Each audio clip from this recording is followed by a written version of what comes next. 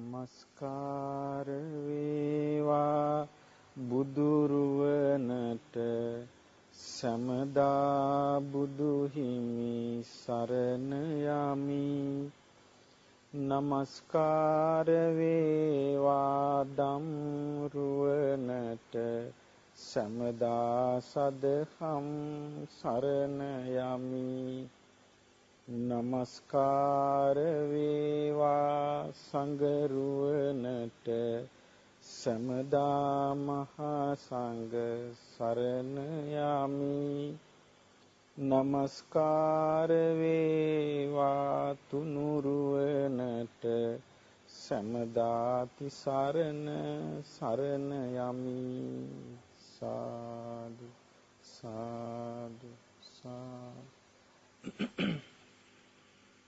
ශ්‍රද්ධාවන්ත පින්වත්නි, අද අපි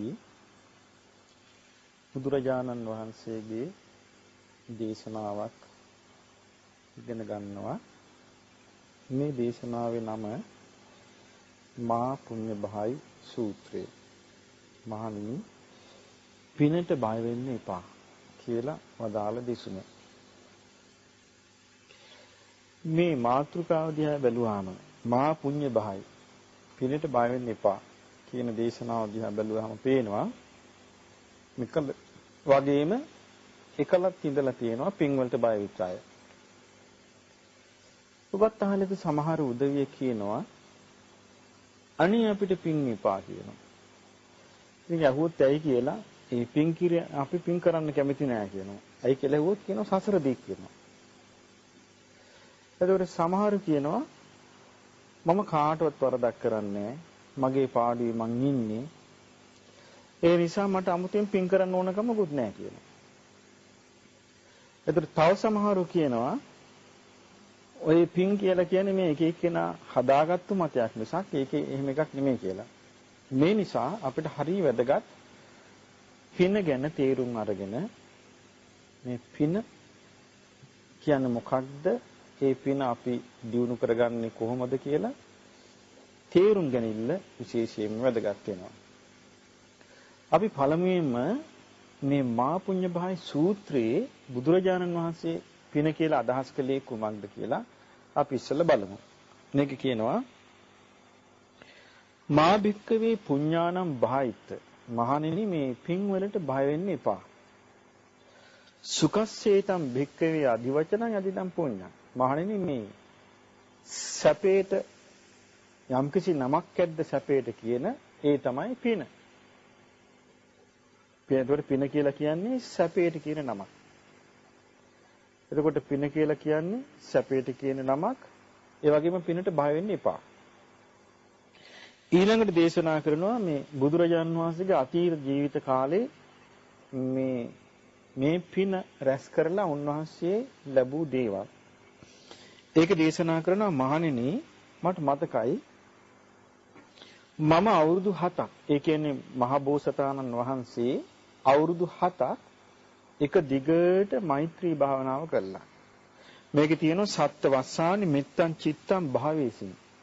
අවුරුදු 7ක් මෛත්‍රී භාවනාව කළා. මේ අවුරුදු 7ක් මෛත්‍රී භාවනාව කිරීමෙන් මහ බෝසතාණන් වහන්සේ කියන්නේ බුද්ධත්වයේ ලබන්න ඉස්සර වෙලා බුදුරජාණන් වහන්සේ මේ සංසාරේ ගෙවන කාලේ සත්ත්‍ය සංවට්ට විවට්ට කප්පේ නයිමන් ලෝකම් පුනරාමගමාසින්. ඒ කියන්නේ කියනවා මේ සංවට්ට විවට්ට කල්ප 7ක් මේ මනුස්ස ලෝකෙට ආවේ නැහැ කියනවා. මොකක් කළාද? අවුරුදු 7ක් මනුස්ස ලෝකෙදී අවුරුදු 7ක් මෛත්‍රී ධ්‍යාන වඩලා. දැන් මෙතනදී බුදුරජාණන් වහන්සේ එතකොට මේ පින කියන එක අන්ත තමයි මේ මෛත්‍රියට අන්තර්ගත කරලා තියෙන්නේ. එතකොට උන්වහන්සේ දේශනා කරා අවුරුදු 7ක් මෛත්‍රී සමාධිය වඩලා ඒකෙන් ලැබිච්ච පුණ්‍ය විපාකේ කොයිතරම්ද කියන්නේ කල්ප විනාශ ඔන්න එක කල්පයක ඒ ටික අවුරුදු ලක්ෂ ගාණක් ගිහලා මේ කල්පේ විනාශ වෙලා ගියා. ඊට පස්සේ ඔන්න ආයේ පටන් ගත්තා කල්පේ. පටන් අරන් ඔන්න ආයෙ ඉවර වෙලා ගියා. එතකොට මේ සංවට්ට කල්පය කියලා කියන ලෝකෙ විනාශ වෙලා යනකොට. විවට්ට කල්පය කියන ලෝකෙ ඇති වෙනකොට. ඒතකොට ඇති වෙන නැති වෙන කල්ප 7ක් උන්වහන්සේ මනුස්ස ලෝකෙට ඇවිල්ලා නැහැ.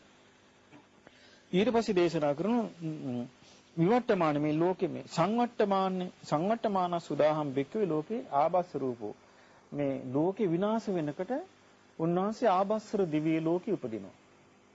විවට්ටමානේ ශුන්‍යම් බ්‍රහ්ම විමානං උප්පජ්ජාම.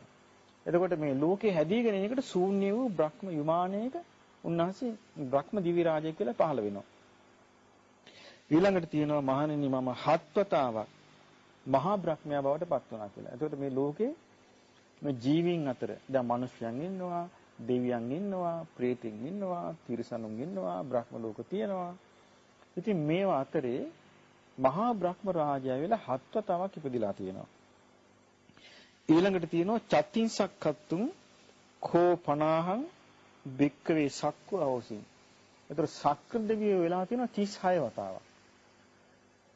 එතකොට මේ තාවතිංස මේ චාතු මහරජික තාවතිංස කියන මේ දිව්‍ය ලෝක දෙකටම අධිපති එක දෙවියෙක් ඉන්නවා. ඒ දෙවිය තමයි සක්දෙවිඳු කියන්නේ. එතකොට මේ සක්දෙවිඳු වෙලා උපදිලා තියෙනවා 36 වතාවක්.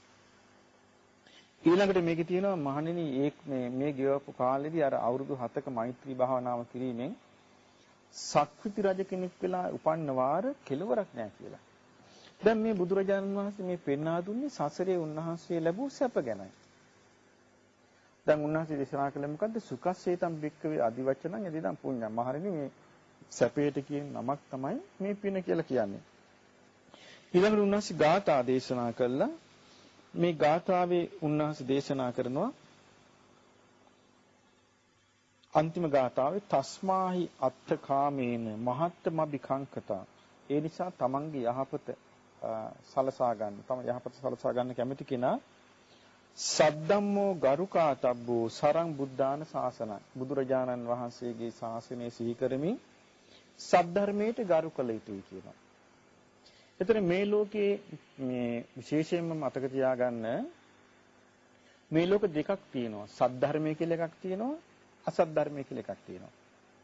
සද්ධර්ම ශ්‍රවණිය ලැබෙනවා සත්පුරුෂයාගෙන්. අසත් ධර්ම ශ්‍රවණිය ලැබෙනවා අසත්පුරුෂයාගෙන්. සත්පුරුෂයාගෙන් ලැබෙන සද්ධර්ම ශ්‍රවණය කියලා කියන්නේ තමන්ගේ හිතේ හටගන්න ලෝභ, දෝෂ, මෝහ ප්‍රහාණය කරන්න යම් ධර්මයක් උපකාරී වෙනවද? අන්න ඒ ධර්මය තමයි සද්ධර්මය. තමන්ගේ సంతානයේ ලෝභ, ද්වේෂ, මෝහ කියන අකුසල වැඩෙන්න යමක් උපකාරී වෙනවද? ඒක තමයි අසත් ධර්මය කියන්නේ. ඒක හොඳට මේක මේ අවුල් නැතුව තේරුම් ගන්න ඕනේ. ඉස්සල්ලාම සද්ධර්මය කියන්නේ මොකද්ද? ලෝභ, ද්වේෂ, මෝහ ප්‍රහාණය වෙන්න උපකාරී වෙන එක. අලෝභ, අදෝස, අමෝහ වැඩෙන්න උපකාරී වෙන එක. කුසල මූලයන් වැඩෙන්න උපකාරී වෙන එක. අසත් ධර්මය කියන්නේ මොකද්ද? එතකොට පින්වත්නි බුදුරජාණන් වහන්සේ දේශනා කරනවා සද්දම්මෝ ගරුකාතබ්බෝ සරම් බුද්ධාන ශාසනං. බුදුරජාණන් වහන්සේගේ අනුශාසනාව සිහි කරමින් සද්ධර්මයට ගරු කළ යුතුයි කියනවා. එතකොට සද්ධර්මය කියලා කිව්වේ යම් ධර්මයක් ලෝභ, දෝෂ, මෝහ ප්‍රහාණය කරයිද ඒ ධර්මයට ගෞරව කරන්න ඕනේ කියලා කියන්නේ. එතකොට මේ ධර්මයට අයිති දෙයක් තමයි මේ මෛත්‍රිය කියලා කියන්නේ. මෛත්‍රී කියලා බුදුරජාණන් වහන්සේ දේශනා කළේ මේ ලෝකයාට හිතසුව පිණිස හිත සැප කැමැති බව. එතකොට මේ මෛත්‍රී ගැන පින්වත්නි අපි හොඳට තේරුම් අරන් ඉන්න ඕනේ. ඒ කියන්නේ අවුලක් නැතුව. හොඳට පැහැදිලිව තේරුම් අරන් ඉන්න ඕනේ. දැන් අපි ගම්මු බුද්ධ කාලේ බුදුරජාණන් වහන්සේ හිටියා. ඊළඟට තවත් හිටියා සත්ශාස්ත්‍රවරු කියලා කොටසක්. හිටියා කවුද? අජිත කේස කම්බල කියලා කෙනෙක් හිටියා, නිගණ්ඨනාථ පුත්ත කෙනෙක් හිටියා, සංජය විල්ලට්ට පුත්ත කියලා කෙනෙක් හිටියා, මක්කලි ගෝසාල කියලා කෙනෙක් හිටියා, පකුදු කච්චාන කියලා කෙනෙක් හිටියා. මේ වගේ විවිධාකාර නම් වලින් විවිධාකාර මතමතාන්තර ප්‍රකාශ කරපුවා හිටියා. මේ අය අතර කෙනෙක් හිටියා නිගණ්ඨනාථ පුත්ත කියලා. ඉතින් නිගණ්ඨනාථ පුත්‍ර විශාල උත්සාහයක් ගත්තා. එයා හරි කරුණාවන්ත කෙනෙක් කියලා සියලු සතුන් කෙරේ අහිංසා පතුරවන කෙනෙක් කියලා පෙන්වන්න. හැබැයි එයා හරි මහන්සියක් ගත්ත බුදුරජාණන් වහන්සේගේ කීර්තිය නැති කරන්න. හැබැයි එයා ගත්ත හැම මහන්සියක්ම අසාර්ථක වුණා. ඉතින් එක දවසක් එයා මට මතකයි එක සිද්ධියක් තියෙනවා මේ නාලන්දාවේ.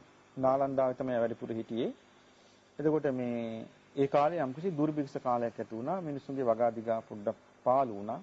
වගාදිගා පාළු වුණාට පස්සේ ආණ්ඩුවේ ගබඩාවෙන් තමයි වීහාල් ලබා දුන්නේ සලායක ක්‍රමයට. ඉතින් ඒ කාලේ බුදුරජාණන් වහන්සේත් භික්ෂුන් වහන්සේලා විශාල පිරිසක් සමග නාලන්දාවට වැඩිය චාරිකාවේ වඩින ගමන්. ඊට පස්සේ දැන් මේකට බුදුරජාණන් වහන්සේ විරුද්ධ කතන්දරයක් හදන්න මේ තමන්ගේ දායකයෙන්ව පෙළඹෙව්වා. කවුද පෙළඹෙව්වේ? නිගණ්ඨනාථ පුත්‍ර. නිගණ්ඨනාථ පුත්‍ර කියන ඔබ දැන් යන්න මේ ශ්‍රමණ ගෞතමයන් වහන්සේ ළඟට ගිහිල්ලා අහන්න ඔබ වහන්සේ මිනිසුන් කෙරෙහි අනුකම්පාද කරුණාවන්තයිද මෛත්‍රී තියෙන මිනිස්සු ගැන. එතකොට ශ්‍රමණ ගෞතමයන් උත්තර දෙයි "ඔව් තථාගතයන් වහන්සේ මිනිස්සු කෙරෙහි අනුකම්පායි කරුණාව තියෙන මෛත්‍රී තියෙනවා" කියලා. එතකොට ඔබ කියන්නේ එහෙමනම් ওই කරුණාව මෛත්‍රී මොකක්ද?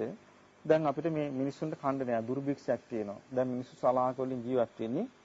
ඔබ වහන්සේ මේ සංඝ පිරිසක් සමග මේ පින්ඩපාත චාරිකාවක ඇවිදින්න මේ මිනිස්සුන්ගේ උයන දේවල් තමන්ගේ පාත්‍රයට විදාගන්නේ මොකද? මේ මැවුවට පස්සේ තථාගතයන් වහන්සේට හැරෙන්න කියන්නේ ගිල ගන්න මේ මහා ශ්‍රමණයන් වහන්සේට ගිල ගන්නව අමාරන්න බැරුවයි. එතකොට නුඹේ නම හොන්දට ප්‍රසිද්ධ වෙලා යයි කිව්වා. නුඹ ශ්‍රමණ ගෞතම වහන්සේටත් බැටේ දුන්නා කියලා. දැන් මේ නිගණ්ඨනාථ පුත්‍ර මේ අහිංසාවයි කියලා කියන එක නෑ මේ උගන්වන්නේ මේ. මේක තියෙන කුල සූත්‍රය කියන නමින් සංයුක්ත නිකායේ. ඒ වගේ උපාලි ගෘහපති කියන එක්කෙනාව වාද කරන්න පෙළඹෙව්වා. සීග සේනාපති වාද කරන්න පෙළඹෙව්වා. ඉතින් මේ නිසා ඊට පස්සේ බුදුරජාණන් වහන්සේකට මේ තරුණයා ගියා.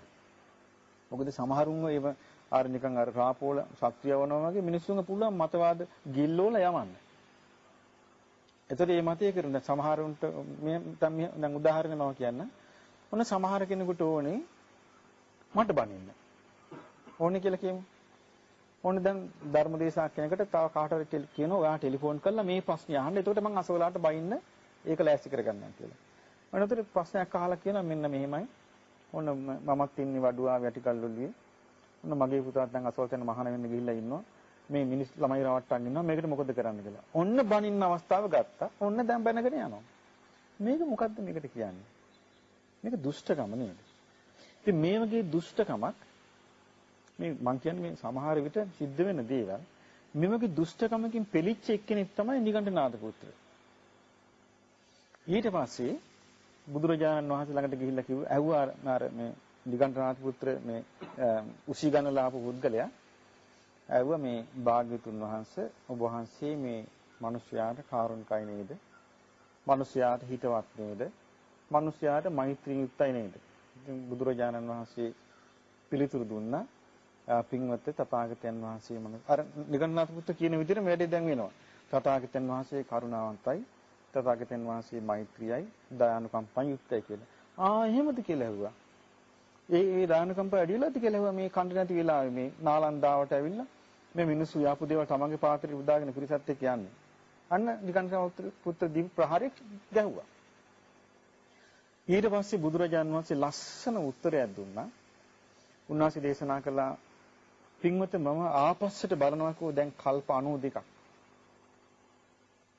කල්ප 92ක් ආපස්සට බලනවා කිව්වා උයාගත්තු දෙයක්.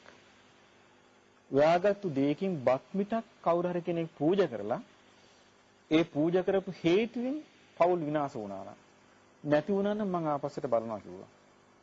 ඒ 92 කල්පේම එහෙම දෙයක් වෙලා නැහැ කිව්වා. කියලා බුදුරජාණන් වහන්සේ මේ මනුස්ස ජීවිතේ බංකොලොත් වෙන්න කඩාගෙන වැටෙන්න හේතු වෙන කරුණු රාශියක් කරුණු 8ක් උන්වහන්සේ දේශනා කළා. එතන මේකෙන් අපිට පේනවා මේ මෛත්‍රිය කියන එක මේ මම මෛත්‍රිය කරනවා මම එළෝලී බතුයි කන කෙනෙක් මම මේ සීල සතුන් කෙරෙහි අනුකම්ප යුක්තයි කියලා කිව්වට දැන් නිගණ්ඨනාථ පුත්‍ර එහෙම කෙනෙක්. මොකද නිගණ්ඨනාථ පුත්‍ර නෑවේ නෑ. මොනර පිල් කල්මක් අරගෙන යනවා වාඩි වෙන තැන මේ මොනර පිල් කල්මෙන් පිළිදලා වාඩි නැහුවම් පස්සේ කියන මේ කුරා කුඹෙන් මගේ මෛත්‍රිය කියනවා. හිත ඇතුලේ තියෙන ඉරිසියාව. ඒ තවත් අනිත්‍යව නින්දාපාස කරන්න පොළඹවනවා. දුෂ්ටකම තියෙන්නේ. මේ නිසා මෛත්‍රිය කියන්නේ මොකක්ද කියලා අපි ඉස්සෙල්ලාම තේරුම් ගන්න ඕනේ. මෛත්‍රිය කියලා කියන්නේ තමාගේ සිතක වචනෙන් තව කෙනෙකුට හිංසාවක් පීඩාවක් කරන්නේ නැහැ. ඊළඟට අනුනුත් හිංසා පීඩාවක් නොකරන විදිහට අනුන්වත් පවත්වන්න ඕනේ. පින්වත්නි මේ මෛත්‍රිය හදාගන්න පුළුවන්. ඒ කියන්නේ දැන් මෛත්‍රිය පුරුදු කරන කෙනෙකුට ඉස්සලාම වුමනයි මේ මනුස්ස ජීවිතේ වටිනාකම තේරුම් ගනින්න.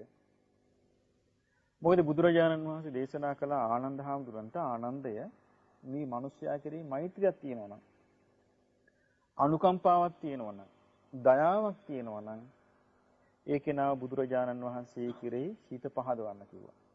ඒ ධර්මයේ කෙරෙහි හිත පහදවන්න කිව්වා. ශ්‍රාවක සංඝයා කෙරෙහි හිත පහදවන්න කිව්වා. මෙන්න මේක තමයි මේ මෛත්‍රියට උමනා කරන මූලික දේ. ඊළඟ එක තමයි දැන් මෛත්‍රිය ඇති කර ගැනීමේදී ඒ මෛත්‍රිය තියෙනවා නම් කවදාවත් තවත් කෙනෙකුට හිංසා කරන්න, අපහාස කරන්න, ගරහන්න, නිඳා කරන්න පෙළඹෙන්න බෑ කිසි කෙනෙකුට එහෙම. පෙළඹෙන්න බෑ. ඒතර යම් කිසි කෙනෙක් කිම පෙළඹෙනවා නම් දැන් අපි ගත්තොත් නිගණ්ඨනාථ පුත්‍රගේ ඉරෝලූපති කියම අන්තිම අසාර්ථකයි. එයා විරාගී කියලා එයා හිටිය අඳුන් නැතුව අන්තිම අසාර්ථකයි. එතකොට නමුත් සාමාන්‍ය ලෝකයා රැවටෙනවා. ඒ නිසා අපි හොඳට තේරුම් ගන්න ඕනේ මේ මෛත්‍රිය කියන්නේ මොකක්ද කියලා. දැන් මෛත්‍රිය කියන්නේ අපි කරුණාවකින් මෛත්‍රියකින් ඉන්න ඕනේ, දයානුකම්පාවකින් ඉන්න ඕනේ යහපතට. ඒතර යහපතට තියෙන හානිය මොකක්ද? යහපතට තියෙන හානිය තමයි වෛර කිරීම. වෛර කිරීම ගැන ලස්සනට තියෙන බුද්ධ දේශනාවේ හරි ලස්සනට තියෙනවා අක්කොච්චිමං අවදිමං අජිනිමං අහාසිමේ මට ආක්‍රෝෂ කළේය මට පරිභව කළේය මා පැරැද්දුවේය මගේ දේ පැහැරගත්තේ කියලා යමෙක් හිතා ඉන්නවනම් වේචතං උපනයන්ති ඒක නැවත නැවත හිතා ඉන්නවනම් වේරං තේසං නසම්මති ඔවුන්ගේ වෛරය නොසන්සිදේ. එහෙනම් බලන්න මේ මට ආක්‍රෝෂ කළේ මට පරිභව කළේ මට නිඳා කළේ මාගේ දේ පැහැරගත්තේ කීක හිත ඉන්නවනම් ආන්නේකින් කියනවා වෛරය හටගන්නේ. එතකොට සමහරුන්ට මේ වගේ වෛරයක් හටගත්තාම මේ වෛරය දුරු කරගන්න බෑ. වෛරය දුරු කරගන්න බැරි මොකද මේ වෛරයේ ස්වභාවයක් තමයි මේ මිහිරි අග ඇති විස මුල් තියෙනවා. ඒ කියන්නේ ආරම්භයේ වෛරයේදී වෛරයෙන් පටන් ගන්නවා පලි ගැනීමෙන් සතුට වෙනවා මිහිරි අග. ඉතින් මේ නිසා බුදුරජාණන් වහන්සේ දේශනා කරනවා මේ මෛත්‍රියක ලක්ෂණ. උන්වහන්සේ කොහොමද දේශනා කරන්නේ? ඉමේ සත්තා අවීරා හොන්තු මේ සත්වයෝ අවෛරී වෙත්වා අභ්‍යාපජ්ජා හොන්තු ව්‍යාපාද රහිතෝ වෙත්වා අනීගා හොන්තු දුක් රහිත වෙත්වා සුඛියත්තානම් පරිහරන්තු සපසේ ජීවත් වෙත්වා. මෙන්න මේ විදිහට හිතන්න පුළුවන්කම තමයි මෛත්‍රිය කියලා කියන්නේ. මේ මෛත්‍රී ධර්මයේ සඳහන් වෙන මේ විදිහට දැන් අපි ගත්තොත් අපි කියනවා පාලි භාෂාවෙන් කියනවා අහං අවේරෝ හෝමි. අවේරෝ හෝමි කියලා කියන්නේ මම වෛර නැත්තික් වෙමි නෙමෙයි. වෙම්වා කියන එකයි. මොකද මේ සිංහල භාෂාවේ අපි යම් කිසි දෙයක් ප්‍රාර්ථනා කරන අපි කියන වෙම්වා වෙත්වා. එතකොට පාලි භාෂාවේ බහුවචනයේ තියෙනවා වෙත්වා කියන එකට හොන්තු කියලා වචන. වෙම්වා කියන එකට පාවිච්චි කරලා තියෙන හෝමි කියන වචන. එතන මේ පාලි භාෂාව දන්නේ නැති එක්කෙනා හිතනවා මේ හෝමි කියලා කිව්වොත් වෙමි කියලා විතරයි ඒක තියෙන්නේ කියලා. ඒ වෙමි කියන එක නෙමෙයි ඒකේ අර්ථය වෙම්වා කියන එක. දැන් අපි ගත්තොත් අහං අවේරෝ හෝමි මම වෛර නැත්තික් වෙම්වා. අභ්‍යාපජ්ජෝ හෝමි ව්‍යාපාද නැත්තික් වෙම්වා. අනීගෝ හෝමි දුක් නැත්තික් වෙම්වා. සුඛී යත්තානම් පරිහරාමි සුවසේ ජීවත් වෙම්වා. ඒකයි මේ පාළි වචන තේරුම. ඒක බහුවචන ගත්තොත් ඒක තියෙනකොම අහංගේ මයියන් මං වගේම මාගේ මාතා පිතරෝ මව්පියෝ හිත සත්තා හිතවත් සත්වයෝ වේරි සත්තා වෛරී සත්වයෝ මජ්ජත් සත්තා මධ්‍යස්ත සත්වයෝ අවේරා හොන්තු අවෛරී වෙත්වා අභ්‍යාපජ්ජා හොන්තු ව්‍යාපාද නැත්තෝ වෙත්වා අනීගා හොන්තු දුක් නැත්තෝ වෙත්වා සුඛී යත්තානම් පරිහරන්තු සුවසේ ජීවත් වෙත්වා. ඊළඟට තියෙනවා යථාලද්ද සම්පත්තිතෝ මා විගච්ඡන්තු තමාට ලැබෙන්නා වූ යම් සැපයක් ඇද්ද ඒ සැප රහිත වෙත්වා. දැන් බලන්න මේ මෛත්‍රිය කියන එක කොයිතරම් ලාභයක්ද කියලා. දැන් බුදුරජාණන් වහන්සේ දේශනා කරනකොට තමන්ට ලැබෙන සැපේ එයාට පවතින්න කියලා. යථාලද්ද සම්පත්තිතෝ මා විගච්ඡන්තු. තමන්ට ලැබෙන සපත බහැර සපතින් බහැර නොමෙත්වා. කම්මස්සකා සියලු සත්‍යෝ කර්මයේ ස්වකීය කොට ඇත්තේය. ඒකත් මෛත්‍රියටමයි ආйти. දැන් බලන්න මේ දැන් සත්‍යෝ කර්මයේ ස්වකීය කොට ඇතිනම් මේ කෙනා මෛත්‍රී පැතිරීමේදී ඒ මෙත්සිත වඩන්න කෙනෙකුට පුළුවන් නම් ඒක කොයිතරම් ලාභයක්ද? ඒ නිසා පින්වතුනි අපි හොඳට තේරුම් ගන්න ඕනේ මේ මම මෛත්‍රිය කරනවා මම මෙත්සිතෙන් ධර්මයේ කියනවා මම මෙත්සිතින් පොත් ලියනවා කිව්වට මේ වචනේ කිව්වට මේ මෛත්‍රිය ඉන්නේ නැහැ. මෛත්‍රිය කියන්නේ ප්‍රායෝගික දෙයක්. ඒතර අපිට පුළුවන් නම් ලෝකයක්ම ගරහද්දි අපිට ගරහන්න නැතුව ඉන්න. ලෝකයක්ම අපහාස කරද්දි අපිට පුළුවන් නම් අපහාස කරන්න නැතුව ඉන්න. ලෝකයක්ම නිඳා කරද්දි නිඳා කරන්න නැතුව ඉන්න පුළුවන් නම් මේක මෛත්‍රියක් නෙමෙයිද? කෙනෙකුට පුළුවන් නම් ඒක මෛත්‍රියක්. ඒතර කෙනෙකුට පුළුවන් නම් ඒ වගේ ඉන්න බුදුරජාණන් වහන්සේ දේශනා කරනවා ඒ බුදුරජාණන් වහන්සේගේ අනුශාසනා ව්‍යාකරනවා කියලා. මේ නිසා මා හිතන්නේ අපිට වෙනදාටත් වඩා මේ මෛත්‍රිය කියන එක අපිට සාමාන්‍ය කියන්නේ ලෝකයාට බුද්ධ කාලෙත් මෛත්‍රිය කියන එක අවශ්‍යයි. අදත් මෛත්‍රිය කියන එක අවශ්‍යයි. මිනිස්යන්ටත් අවශ්‍යයි. අමනුෂ්‍යයන්ටත් අවශ්‍යයි. දෙවියන්ටත් අවශ්‍යයි. මේ හැමෝටම මෛත්‍රිය කියන එක අවශ්‍යයි. දැන් අපිට මතකයි ඔබ කවුරුත් දන්නේ නැති කරණීයමෙත්ත සූත්‍රය. කරණීයමෙත්ත සූත්‍රයේ තියෙන මෛත්‍රිය ගැන. කරණීය මෙත්ත කියලා අපි කියන්නේ මෛත්‍රිය කළ යුතු ආකාරය ගැන කරණීයමෙත්ත සූත්‍රය. ඒ සූත්‍රයේ තියෙනවා පසුබිම් කතාවක්. මේ පසුබිම් කතාව තියෙන්නේ බුදුරජාණන් වහන්සේගේ කාලේ භික්ෂුන් වහන්සේලා 69ක් මුන්වහන්සේගෙන් භාවනාව ඉගෙනගෙන වස් කාලික වනාන්තරයකට ගියා භාවනා කරන්න. ගියා මේ වනාන්තරයේ ගස් වලට අධිග්‍රහිතව හිටිය දෙවිවරු. එතකොට මේ කාලේ බුද්ධ ශාසනය එච්චර පැතිරිලා තිබුණේ නැහැ. නමුත් ඉතින් අර දෙවිවරු අර ගස් වල හිටියා. මේ ස්වාමීන් වහන්සේලා මේ වනාන්තරයට ගියපු ගමන් අර ගස් වල හිටපු වෘක්ෂ දේවතාවරු ඔක්කොම ගස් වලින් වැටුණා. ගස් වලින් වැටුනේ කොහොමද? අර ස්වාමීන් වහන්සේලාගේ සීල් බලයෙන්. ඒ ස්වාමීන් වහන්සේගේ සීල සම්පත් නිසා මේ දෙවිවරුන්ට අර උඩ ඉන්න බැරි වුණා. ගස් වලින් බිමට පාත් වුණා. ඊට පස්සේ මේ ස්වාමීන් දෙවිවරු කතා වුණා දැන් මේ හරි වැඩේ වුණේ අපිට දැන් ගහකට මේ ආරක් ගන්න විදියක් නැහැ. මේ ස්වාමීන් වහන්සේලා ඇවිල්ලා නිසා කියලා. ඉතින් මේ ස්වාමීන් වහන්සේලා දවසක් භාවනා කළ බලුවා හරි හොඳයි. හරි හිත සනසිලි සතුටින් ඉන්න පුළුවන්. ඒතර ඒ ස්වාමීන් වහන්සේලා කල්පනා කළා අපි එහෙනම් වස් 3 මාසෙම මෙහි ඉමු කියලා. එතකොට මිනිස්සුන්ට පණිවිඩයට මිනිස්සු ඉක්මනට ඇවිල්ලා පොඩි පොඩි කුටි හදලා දුන්නා. ඊට පස්සේ දෙවිවරු කල්පනා කළා හරි වැඩිනේ අපිට උනේ. දැන් අපි ගස්වල බිමට පාත් වෙලා ඉන්නේ. දැන් අපි කොහොමද දැන් මේ අපිට දැන් අපි ගස්වල උඩ හිටියේ. දැන් මේ ස්වාමීන් වහන්සේලා මේ මාස 3ක්ම මෙහෙන් යන්නේ හැලු. මාස 3ක්ම වස්වසලා ඉන්නවලු. ඒතර දැන් අපි මොකද කරන්නේ? දැන් හරියට අපිට ඕනේ කියලා දෙවිවරු කතා වුණා. ඒතර සමහර දෙවිවරු දැන් ධර්මය ගැන දන්නේ නැහැනේ. මොනවා හරි පිනක් කළා මේ දෙවි කෙනෙක් කියලා. ඊට පස්සේ සමහර දෙවිවරු අපිට හරියන්නේ නැහැ. අපි මේගොල්ලන්ව බය කරලා පිටත් කරමු කියලා. ඒතර දැන් මේ ස්වාමීන් වහන්සේලා භාවනා කරන්න පටන් ගත්ත උණු සද්ද ඇහෙනවා. ඔන්න දැන් මිනි කුණු ගඳ එනවා. කුණු ගඳ එනවා. දැන් ගඳ එන්න තැනක් නැහැ. ඔන්න භාවනා කරන්න පටන් ගත්තාම බය වෙනවා. ඔන්න හීනින් බය වෙනවා. ඔන්න ඇඟින් අදිනවා. ඔන්න කකුලෙන් අදිනවා. දැන් ස්වාමීන් වහන්සේලා ඔක්කොම හිත බය වුණා. දැන් බය වෙලා දැන් වසවසලා ඉන්නේ යා ගන්න විදියකට දැන් දුකසේ මාස 3 ගත කළා. කෙලීම ගිය සවැත් නුවර. බුදුරජාණන් වහන්සේ බැහැ දැක්කලා කිව්වා භාග්‍යතුන් වහන්සේ අපි වස් කාලේ අන්තිම අසාර්ථකයි කිව්වා. අපි කිසි කෙනෙකුට හරියට භාවනා කරගන්න හම්බුන්නේ නැහැ. අපි හිත විසිරෙන්න පටන් ගත්තා. අපිට මේ භයානක අරමුණු පේන්න පටන් ගත්තා. අපි මේ අගින්පතින් අදින්න පටන් ගත්තා. සද්ද ඇහෙන්න පටන් ගත්තා. ගඳ එනවා. අපි මොකද මේකට කරන්නේ කියලා. ඒත් කිව්වා භාග්‍යතුන් වහන්සේ වදාලා මහණෙනි ඔය දෙවිවරු ටිකක් හිටියේ මේ ගස්වල ඒ දෙවිවරුන්ට ඒ වෘක්ෂවල ඉන්න බැරි වුණා. ඒකයි වුණේ. ඉතින් ඒ දෙවිවරුන්ට මේ කාටත් ඉන්න පුළුවන් හැටියට මෙන්න මේක ඉගෙන ගන්න කියලා මෛත්‍රී භාවනාව පුරුදු කළා පිටත් කළා. ඒ මෛත්‍රී භාවනාව තුළ තියෙනවා කරණීය මත්ත කුසලේන යන්තං සන්තම් පදං අபிසමෙච්ච යම් ශාන්ත නිවනක් අවබෝධ කරගන්න උගේ අදහසක් තියෙනවාද? අන්න ඒක නා තමයි ඒ යහපත හඳුනා ගන්න දක්ෂ කෙනා. අත්ත කුසල කිව්ව යහපත හඳුනා ගන්න දක්ෂ කෙනා මේ නිවන අවබෝධ කරගන්න අදහසක් තියෙනවද? සක්කෝ. ඒ කෙනා දක්ෂ කෙනෙක් වෙන්න ඕන කියනවා.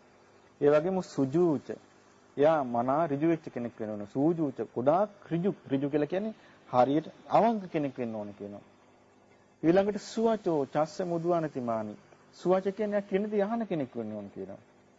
මුරුදු වෙච්ච කෙනෙක් වෙන්න ඕන කියනවා. අනතිමානි මානක්කාර නැතුව ඉන්න ඕන කියනවා.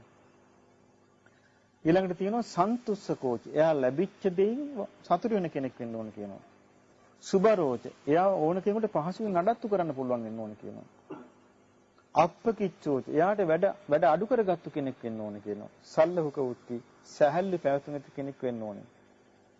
සන්තින්ද්‍රියෝච. එයාට තියෙන්න ඕනේ කියනවා අසකන නාසය දිවකය මනස කියන ඉදුරන් සාන්ත කරගෙන. නිපකෝච. එයාට තියෙන්න ඕනේ කියනවා තැනට සුදුසු නුවණක්. අප්පගබ්බෝ. එයාට තියෙන්න ඕනේ කියනවා මේ එකට එක කරන්නේ නැති ගතියක්. අප්පගබ්බ කියන්නේ ප්‍රගල්භ නැති බව. ඒ කියන්නේ මේ එකට එක නොකරන බව. කුලේසු අනනුගිද්දු. ඊළඟට මේ දායකයන් කෙරෙහි හිතවතුන් කෙරෙහි ඇලෙන්නේ නැතුව ඉන්න පුළුවන් වෙන්න ඕනේ කියනවා. ඊට පස්සේ කියන නචකුද්දන් සමාචරයේ කිංචි. එක එක්කෙනාගේ ඇද හොයන්න නැතුව ඉන්න පුළුවන් වෙන්න ඕනේ කියනවා. යේන විඤ්ඤූපරේ පොදේ ඊළඟට යම් කාරණයකට බුද්ධිමත් අය කරහනවා නම් ඒබන්දි ඒවට අහුණු වෙන්න ඕනේ කියනවා. ඊළඟට තියෙනවා සුඛිනෝ වා කේමිනෝ හොන්තු අන්න සැපවත් වෙත්වා බය නැත්තෝ වෙත්වා කේමිනෝ හොන්තු කියන්නේ බය නැත්තෝ වෙත්වා. සබ්බේ සත්තා භවන්තු සුඛිතත්තා සීල සත්‍යෝ සුවසේ ජීවත් වෙත්වා කියලා සැපවත් වූ සිත්ත්වෝ වෙත්වා කියලා ඊට පස්සේ දිගටම මෛත්‍රී භාවනාව බුදුරජාණන් වහන්සේ විස්තර කරනවා. කුඩා සත්තු මහා සත්තු ලොකු ශරීර ඇති සත්තු දිග සත්තු පා තියෙන සත්තු පා නැති සත්තු සිව්පා තියෙන සත්තු මේ වගේ විග්‍රහ කරනවා. ඇස් වලට පෙනෙන අය, නොපෙනෙන අය, දුර ඉන්න අය, ළඟ ඉන්න අය මේ වගේ බුදුරජාණන් වහන්සේ දිගටම විස්තර කරගෙන යනවා මෛත්‍රී භාවනාව ගැන. මේ මෛත්‍රී භාවනාව ඉගෙනගෙන අන්තිමට තියෙනවා මාතා යථා නියම් පුත්තං. අම්මා කෙනෙකුට ඉන්නවා දරුවෙක්. ආයුෂා ඒක පුත්ත මනුරක්කේ. එතකොට මේ අම්මා පණට වඩා ඒ දරුවට ආදරේ. ඒවම්පි සබ්බ භූතේසු. අන්න ඒ වගේ සියලු සතුන් කෙරෙහි මානසම් භාවයේ අපරිමාණං ප්‍රමාණ රහිත කොට මෙත්සිත වඩනවා කියනවා. එතකොට පින්වතුනි අපිටත් පුළුවන් මේ ප්‍රමාණ රහිත කොට මෙත්සිත වඩන්න. තිත්තං චරන් නිසින්නෝවා සානෝවා යාවතස්ස විගත මිද්දු. ඒක විස්තර කරන්නේ හිටගෙන ඉන්නකොට, විදිනකොට, වාඩි වෙලා ඉන්නකොට, හාන්සු වෙලා ඉන්නකොට මේ හැම අවස්ථාවෙදිම මෛත්‍රී වඩන්න පුළුවන් නම් උද්දං අදෝච තිරියංච. මේ උඩ යට හරස් අතට. උඩ යට කියන්නේ මේ අහසේ, පොළවේ හරස් අතට කියලා කියන්නේ දස දිශාවට. අට දිශාවට. අට දිශාව තමයි උතුරු දිශාව, උතුරු අනු දිශාව, නැගෙනහිර දිශාව, නැගෙනහිර අනු දිශාව, දකුණු දිශාව, දකුණු අනු දිශාව, බටහිර දිශාව, බටහිර අනු දිශාව.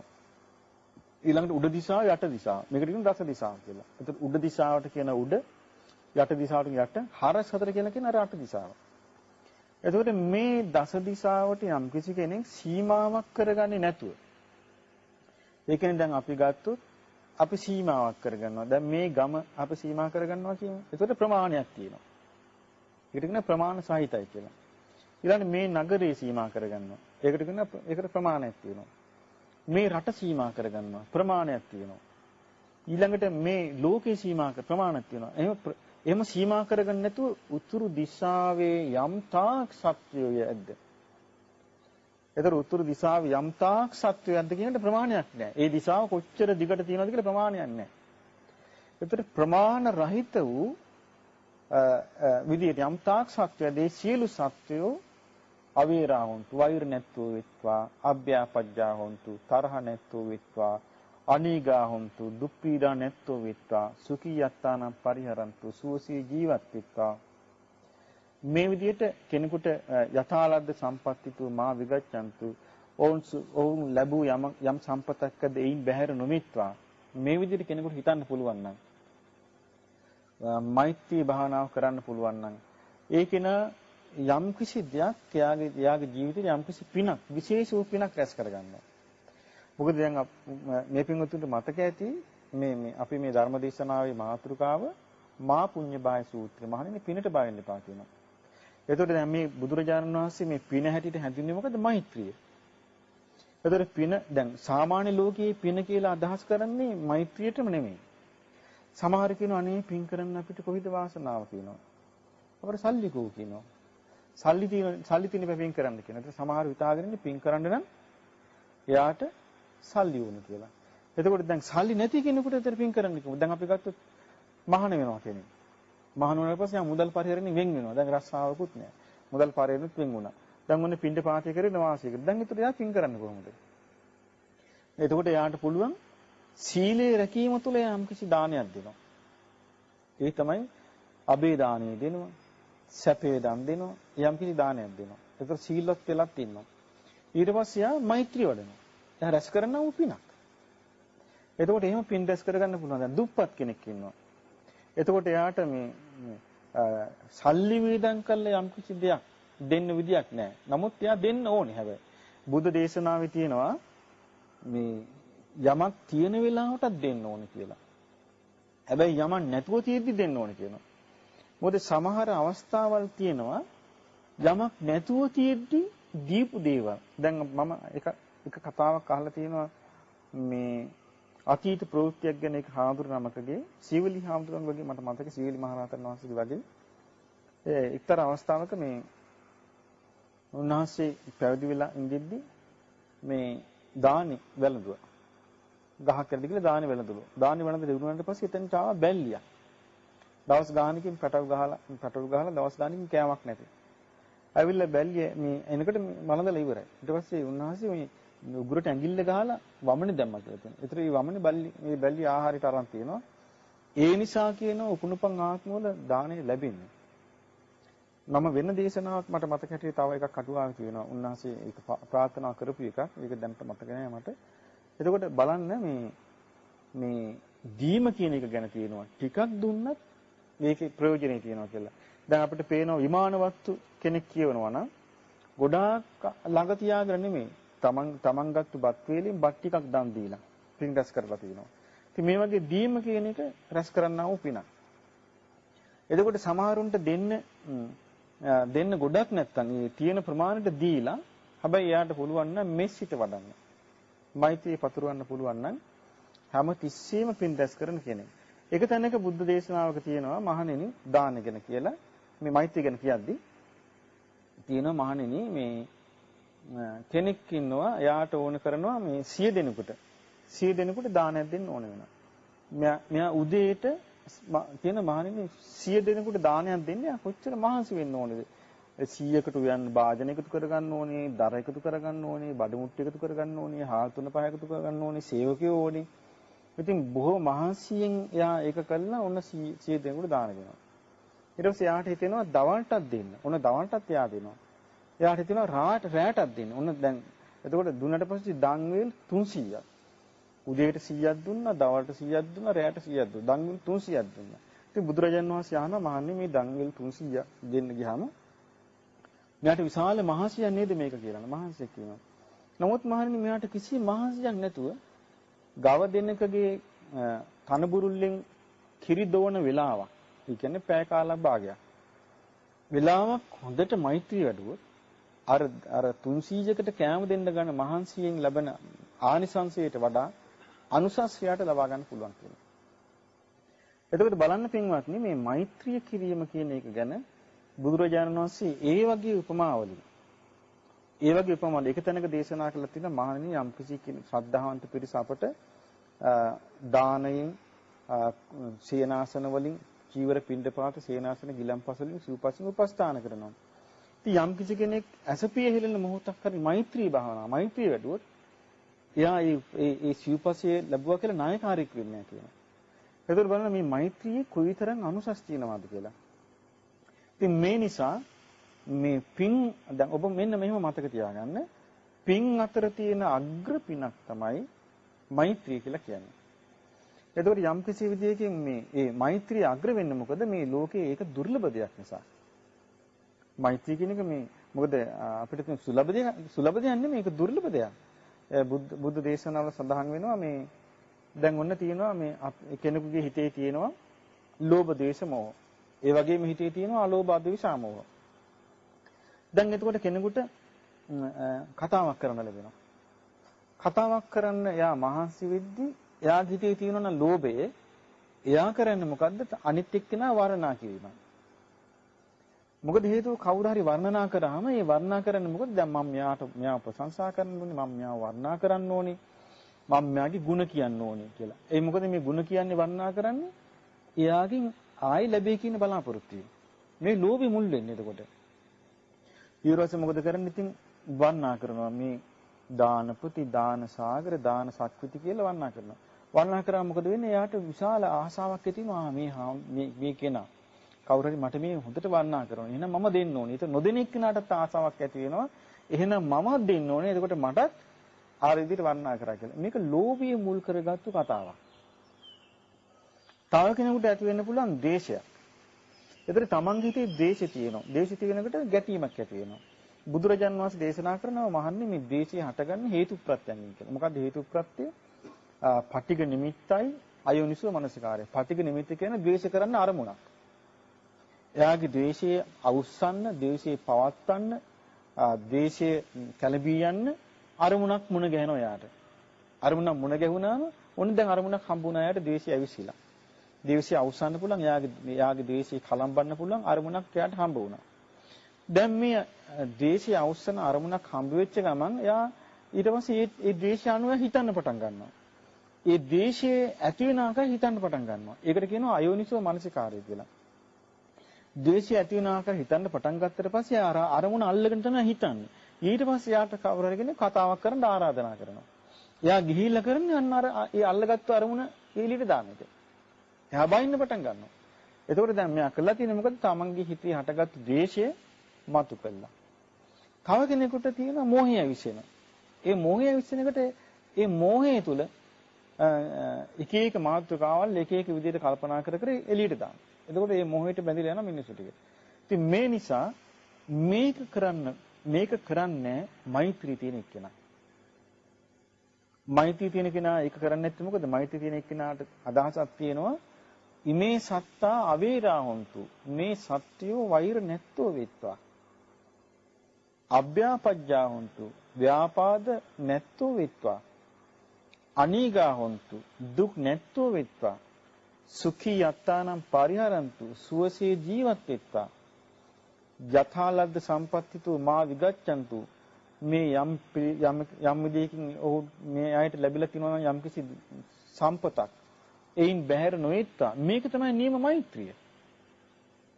මේ මෛත්‍රිය තියෙනවා නම් මේ කෙනෙක්ව තවත් කෙනෙක්ව ඇවිස්සෙන ආකාර ද්වේෂය මතු කරලා කියන්නේ නැහැ. ද්වේෂ මොකද ද්වේෂ හිතසුව පිණිස පවතින එකක් නෙමෙයි. මේ නිසා පින්වත්නි යමක් අහන්න ගිහිල්ලා ද්වේෂයක් ඇති වෙනවා නම් හොඳට මතක තියාගන්න ඒ ඇහුවේ අධර්මයයි. අසත් ධර්මයයි. සත් ධර්මයෙන් නෙවෙයි. ඊළඟට හිතන්න යමක් අහන්න ගිහිල්ලා යම් කෙනෙක් ඇසුරු කරන්න ගිහිල්ලා Taman තුල ද්වේෂයක් හට ගන්නවා නම් ඒ ඇසුර පාපී ඇසුරක්. යම් කෙනෙක් ඇසුරු කරන්න ගිහිල්ලා ද්වේෂයක් හටගත්තා නම් ඒක පාපී ඇසුරක්.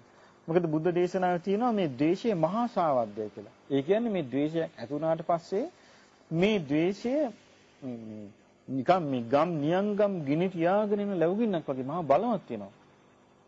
ඒ නිසා ද්වේෂය මහා සාවද්දය කියන එක එක වේශයෙන් එන්න පුළුවන්. ඉතින් මේ නිසා පින්වත්නි මේ මෙච්චිත වඩන්න පුරුදු වෙන්න ඕනේ. හැමතිස්සෙම තමන් ගැන හිතන්න ඕනේ. තමන් වෛර නැත්තෙක් වෙම්මා, තරහ නැත්තෙක් වෙම්මා, ඊර්ෂ්‍යා නැත්තෙක් වෙම්මා, සුවසේ ජීවත් වෙම්මා, සාන්ත සුවයටපත් වෙම්මා කියලා තමන් ගැන හිතන්න. ඒ තමන් ගැන එහෙම හිතනකොට තමන්ට ඔන්න වෛර හටගත්තොත් තමන් හිතන්න මේ වෛරය කියන එක හට ගැනීම නිසා මේ ලෝකේ කාටද හානි වෙලා තියෙන්නේ කියලා.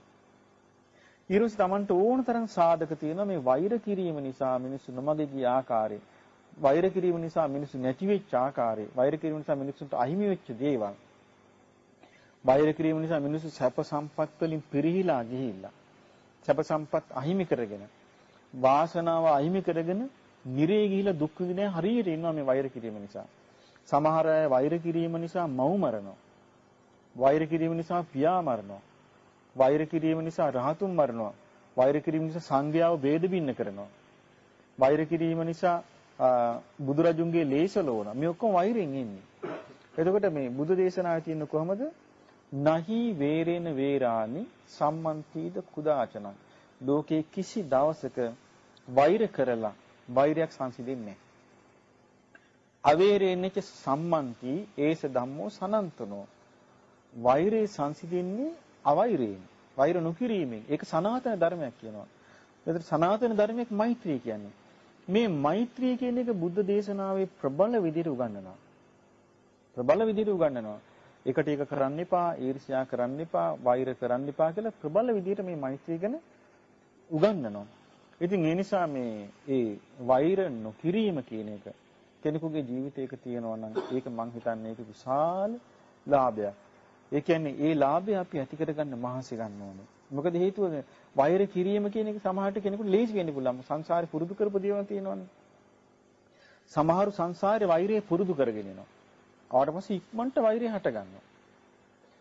එතකොට එයාට ඒක ප්‍රහාණය කරගන්න බෑ. එහෙම කෙනා වීරිය ගන්න ඕනි. වෛරේ ආදීනව කියන වෛරය ඇතිවීම නිසා එයාට නැත්තම් මිනිස්යාට සිදු වෙලා තියෙන හානිය මේ මොළේ පාවිච්චි කරන්න ඕනේ. හානිය මෙනෙහි කළා, කල්පනා කළා. ඒ වෛරය ඇති නොකර වාසය කරන්න ඕනේ. බුද්ධ දේශනාවේ බුදුරජාණන් වහන්සේ දේශනා කළ තියෙන ධර්මයේ බැලුවට පස්සේ ඊට වඩා උපමා හොයාගන්න නෑ පින්වත්නි.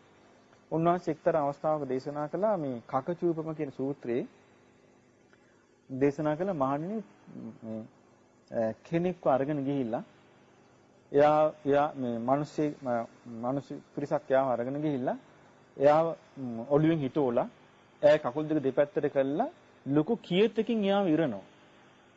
එයා ඉරද්දිත් එයා තරහසිතක් ඇති කරගන්න නැත්නම් වෛරයක් ඇති කරගන්න නැත්නම් අන්න ඒකිනා මාගේ අවවාදයේ සීකරන කෙනෙක් කියනවා. මේ කකචූපම සූත්‍රයේ බුදුරජාණන් වහන්සේගේ දේශනාව. ඉතින් මේ නිසා උන්වහන්සේ හැමතිස්සෙම දේශනා කළේ මේ වෛර නොකර වාසය කිරීම. උන්වහන්සේ දේශනා කළා මහණෙනි ධර්මයේ අවබෝධ කරගන්න බැරි එක අවස්ථාවක් තියෙනවා පිරිස අසමගිව සිටීම. පිරිස අසමගිව සිටියොත් සමගියේ ભેද මිලකොළොත් සමගිය නැතිකොළොත් අසමගිය පිණිස කටයුතු කළොත් එතකොට ධර්මයේ හැසිරෙන්න බෑ කියනයි ධර්මයේ හැසිරෙන්න බැරි. එතකොට එක්කිනාට එක්ක නැගිල්ල දික් කරගෙන ඉන්නේ. මම හරි උඹ වැරදි කියන්නේ ඉන්නේ. ඒතර මම හරි උඹ වැරදි කිය ඉන්නකොට කවදාවත් ධර්මයේ සිහි කරන්න බෑ. අකුසල් රැස් වෙනවා. ඒ අකුසල් වලින් විශාල හානියක් සිද්ධ වෙනවා. මේ නිසා හොඳට මතක තියාගන්න ආයතනයක වේවා. නිවසක වේවා. විහාරස්ථානයක වේවා. ඕනෑම තැනක වෛරයක් හට ගන්නව නම් කවුරු හරි තුල ඒක හිතසුව පිණිස පවතින්නේ නැහැ. ඒක සනාතන ධර්මයක්. මොකද වෛරයෙන් කවදාවත් යමක් සංසිඳෙන්නේ නැහැ. වෛර නොකිරීමෙන් තමයි සංසිඳෙන්නේ. ඒක සනාතන ධර්මයක්. ඒ නිසා මේ බුදුරජාණන් වහන්සේගේ ධර්මය සනාතන ධර්මයක්. උන්වහන්සේ දේශනා කරනවා මොකද්ද මේ සනාතන ධර්මය? මෛත්‍රී පැතිරීම. වෛර නොකිරීමෙන් වෛරය සංසිඳීම. සනාතන ධර්මය. ඉතින් මේ වගේ ධර්මයක් බුදුරජාණන් වහන්සේගේ ධර්මයේ මේ අපි ගත්තොත් ඒ ධර්මයේ පහළ වෙච්ච ඉන්දියාවේ මේ වෙනකොට බුදුරජාණන් වහන්සේගේ ධර්මයේ අතුරුදහන්. මොකද්ද මේ අතුරුදහන් වෙන්න හේතුව? ඒ කාලේ හටගත්තු වෛරය. වෛරය හට අරගෙන එක්කිනාට එක්කිනා වාද විවාද කළා. වාද විවාද කළා එක එක විදිහට නිന്ദා අපහාස කරන්න පටන් ගත්තා. මේ නිന്ദා අපහාසත් එක්ක ඒකට රාජ්‍ය බලය පාවිච්චි කරන්න ගත්තා. ඊට පස්සේ මොකද වුනේ? වෛර හටගත්තා. මේ වෛරය තමයි මේ ගෞතම සාසනය ඉන්දියාවේ නැති වෙන්න මුල්ුනේ. මේ නිසා කවදාවත් අපි වෛර කරන්න පුරුදු වෙන්න හොඳ නැහැ. වෛර කරන්නේ නැතුව අපිට පුළුවන් නම් මම කිව්වේ දිශා වශයෙන් මෛත්‍රී වඩනවා. උතුරු දිශාවේ උතුරු අනු දිශාවට, නැගෙනහිර දිශාවට, නැගෙනහිර අනු දිශාවට, දකුණු දිශාවට, දකුණු අනු දිශාවට, බටහිර දිශාවට, බටහිර අනු දිශාවට මෛත්‍රී වඩනවා. මෛත්‍රී වඩන්නේ කොහොමද? ඉස්සෙල්ලා තමන්ට මෛත්‍රී වඩනවා. තමන් ගැන මෙසිත වඩා ගන්නවා. වඩාගෙන තමන් හිතේ වෛරයක්, තරහක්, ක්‍රෝධයක් හට ගන්නවා නම් එයා ඒක කෙරේ අකමැති වෙනවා. අකමැති වෙලා මොකද කරන්නේ? ඒක ඉක්මනට බැහැර කරනවා. වෛරසිත බැහැර කරනවා. බැහැර කළා මෙසිත පුරුදු කරනවා. මෙසිත පුරුදු කළා ඊට පස්සේ අනිත් අයට මෛත්‍රිය කරන්නේ කොහොමද? ඉමේ සත්තා වේරහොතු නැගෙනහිර දිශාවේ සිටින සීලු සත්‍යෝ වෛර නැත්තු වෙත්වා, තරහ නැත්තු වෙත්වා, ඊර්ෂ්‍යා නැත්තු වෙත්වා, දුක් පීඩා නැත්තු වෙත්වා, සුවසේ ජීවත් වෙත්වා, සාන්ත සුවිතපත් වෙත්වා. ඊළඟ නැගෙනහිර අනු දිශාවේ, දකුණු දිශාවේ, දකුණු අනු දිශාවේ, බටහිර දිශාවේ, බටහිර අනු දිශාවේ. මේ විදිහට පින්වත්නි දිගින් දිගටම මෛත්‍රිය කරගෙන ගියොත් මේ මෛත්‍රිය කිරීම හේතුවෙන් ඒ කෙනාගේ හිත සංසිඳනවා. එතකොට කෙනෙකුට ප්‍රශ්නයක් මතුවෙන්න පුළුවන් මේ අනුන්ට මෛත්‍රී කිරීමෙන් පළක් වෙයිද? මේක තමන්ගේ හිතේ ද්වේෂය නැති කරගන්න විතරක් උපකාරී වෙයිද? තමන්ගේ හිතේ වෛර නැති කරගන්න විතරක් උපකාරී වෙයිද? මෛත්‍රී අනුසස් නැද්ද බාහිරට කියලා. මේකට හොඳ උදාහරණයක් තියෙනවා.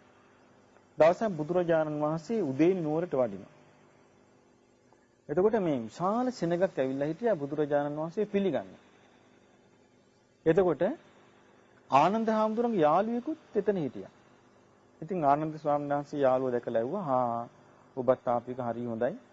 ඔබත් මේ අපේ බුදුරජාණන් වහන්සේ කෙරේ චිත්ත ප්‍රසාදයෙන් ඉන්නේ කියලා ඇහුවා." "අනේ මොන චිත්ත ප්‍රසාදයක්ද?" කිව්වා.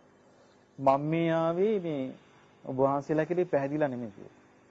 "බුදුරජාණන් වහන්සේ ගැන මගේ පැහැදීමකින් මම මේ ආව නෙමෙයි" කිව්වා. "ඇයි ආවේ?" කියලා ඇහුවා. "රාජ නියෝගයක් තියෙනවා බුදුරජාණන් වහන්සේ පිළිගන්න කවුරු හරි නොගියොත් කහවණු 100ක් දඩ කියලා. මම මේ දඩේට අකමැති වෙලා මේ ආවේ" කිව්වා. ඒ කියන්නේ රජුරවන්ට ඕනකම තියෙනවා විශාල සෙනගක් පෙන්වන්න. රජුර මොකද කළේ? රජුර කිව්වන්න මේ ශ්‍රමණ ගෞතමයන් වහන්සේ අපේ නගරයට වැඩම කරනවා. සියලු දෙනාම පිළිගන්න යන්න ඕනේ, නොගියොත් කහවණු 100ක් දඩ කිව්වා. මේකට බයි මිනිස්සු ගිහිල්ලා තියෙන වැඩිපුර. එතකොට මේ ආනන්ද හාමුදුරන්ට මේ සිද්ධිය ආරංචි වුණාම ආනන්ද හාමුදුරු බුදුරජාන් වහන්සේට ගිහින් කිව්වා, "භාග්‍යවතුන් වහන්සේ අද මේ මට හරි කනගාටුදායක සිද්ධියක් දැනගන්න ලැබුණා. රජුරු නියෝගයක් කළා තියෙනවා මේ කහවණු 100ක් දඩ මේකට නොගියොත් කියලා. ඒ නිසා මගේ යාළුවෙකුත් ඇවිල්ලා ඉන්නවා. භාග්‍යවතුන් වහන්සේ මේකේ නම් මං ඉස්සරඳලා අඳුරනවා.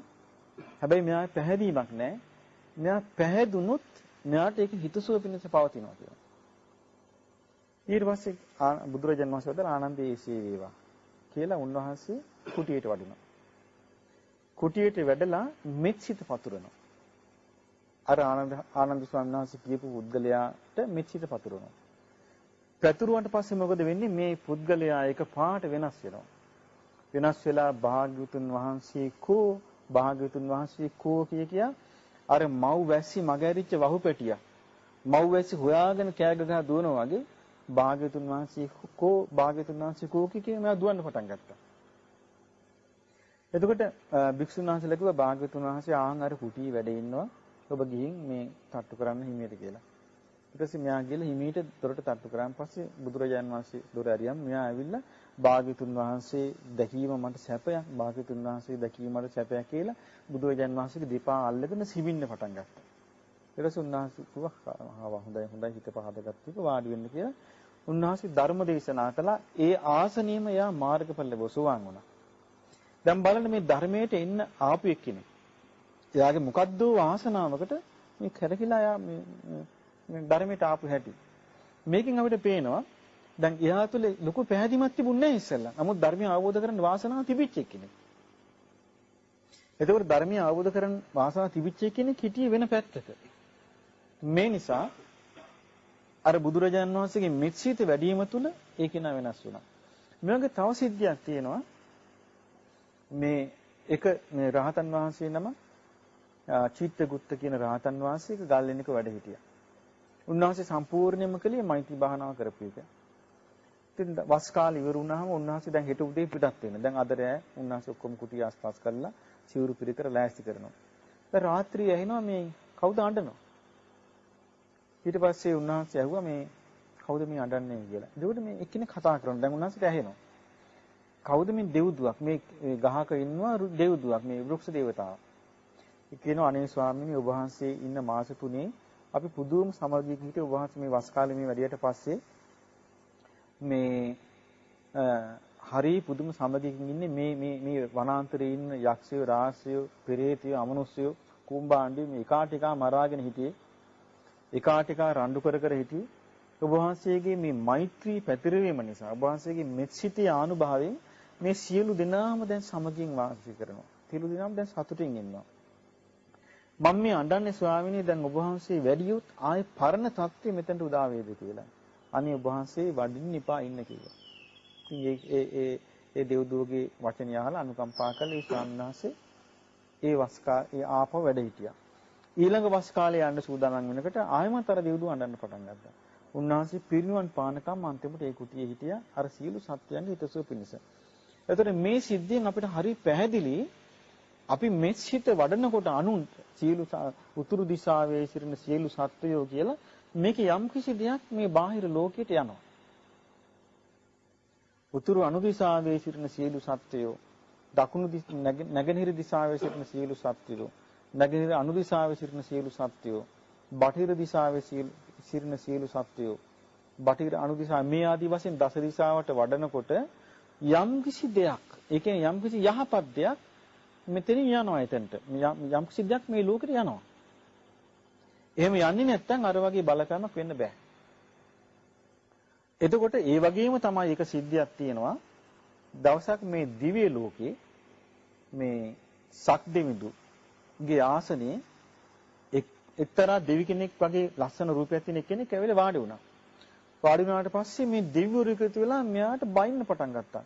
මේ සක්‍ර දිවෙන්ගේ ආසනයේ වාඩි වෙච්ච කවුද තෝ කිව්වා. එතන ඇහුවා මේ තොට මේකේ තියෙන අයිතම තෝ නුඹලා කියලා බයින්න ගත්තා. පරුස වචන කියලා. බනින්න මෙයා ලස්සන වුණා. බයින්න ලස්සන වුණා. එතකොට දැන් දෙවිවරු බැන ඉන්නවා මෙයාට මෙයා ලස්සන වෙවි ඉන්නවා. එතකොට එතනදී සක්‍ර දෙවියෝ මෙතනට වැඩියා. ඒ සක්‍ර දෙවියෝ ඇහුවා මේ දෙවියන් මොකද මේ අන්න අතන ඔබ වහන්සේගේ ආසනයේ කෙනෙක් වාඩිලා ඉන්න අපි බයින්න මේක හැඩ ලස්සන වෙනවා කිව්වා. ඊට පස්සේ මේ සක්‍ර දෙවියන් ගිහිල්ලා මොකද කළේ බොහොම යටහත් පහත් අරට වන්දනා කරගෙන කිව්වා නිදුකානන් වහන්සේ මම දෙවිවරුන්ට අධිපති සක්‍රියා වෙමි. නිදුකානන් වහන්සේ මම දෙවිවරුන්ට සක්‍රියා වෙමි කියලා බොහෝම මෛත්‍රියෙන් කිව්වා. කීයකට මාර රූපේ පුංචි වෙලා ටිකක් වෙලා නොපෙනී ගියා. ඊට පස්සේ සක්‍ර දිවාර දෙවිවරුන්ගෙන් ඇහුවා කවුද කියලා ඔයගොල්ලෝ දන්නවද කියලා ඇහුවා. අපි දන්නේ නැහැ කිව්වා. යා ක්‍රෝධය අනුභව කරන යකෙක් කිව්වා. යා ක්‍රෝධය අනුභව කරන එයාගේ ආහාරය කිව්ව ක්‍රෝධය. ඉතින් එහෙනම් දැන් ඔබට තේරුම් ගන්න පුළුවන් මේ මනුස්ස ලෝකයේ මේ මිනිසුත් එක්ක කොච්චර යක්ෂයෝයක්ද කියලා. කොච්චර අමනුෂ්‍යයක්ද කියලා.